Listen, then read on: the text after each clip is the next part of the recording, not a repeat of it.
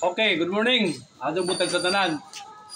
Sa kini nga video, ang atong ma-learn ani dire karon is atong i-reveal kung unsay nahitabo o unsay causes, no?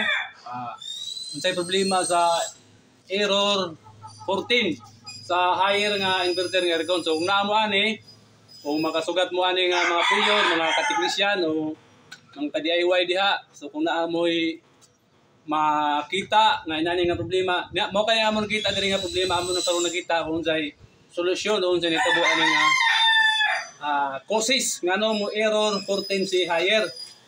Okay, so kinyo na ning nga video kay mo ni atong learning karon unsay among gi-troubleshoot karon kay hanon ning gi-vlog dati nga among gihanapan o among gi-search kung unsay posible nga causes. So ang cause niya ni is fan motor failure. So indoor fan motor or fan motor failure sa maong error 14. So ato lang tinitiwason mga ma'am sir para makabalo mo kung unsa atong buhaton. Okay? Okay, una mao kini ang iyang fan motor gini, indoor fan motor niya or ang iyang evaporator fan motor. So sunog kini siya, no, worn out ni. Mao kini yang cause, and then ang kini sa iyang out sa condenser pan motor kini siya nga pan motor. So worn out sa siya, no, sunog. So mao ni ang iyang mga dahilan. So mao ni kini ang iyang control board or ang iyang soft touch mao kini. So sa mga mag-DIY diha, inyo lang kining baklason, mao kini atong makita nga physical sa higher nga aircon, no. Mao kini ang physical.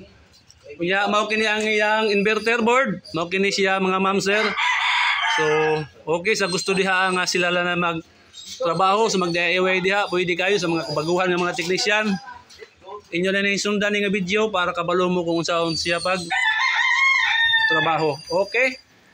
Inana lang siguro mga ma'am sir.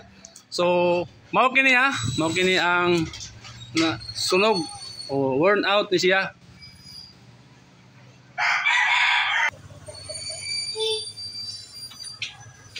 So after na mo ni siya ma-fix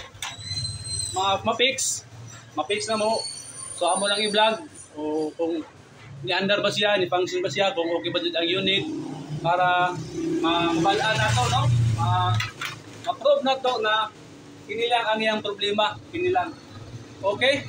Salamat sa inyong pag-view ni mga ma'am sir. So atong i-fix karon si higher inverter aircon nga window type nga ang iyang failure is error 14, no? Error 14. So posible, no? Posible. So hindi namin sinasabi na siguradong kami sa ngayon, pero possible siya nga mao di siguro yang cause nga na worn out o nasunog ang iyang fan motor nga connection. So nandoon na kami sa mga 90% mga ma'am sir. So ato lang i-fix siya karon pagkahuman na ni. Okay, salamat and thank you for viewing.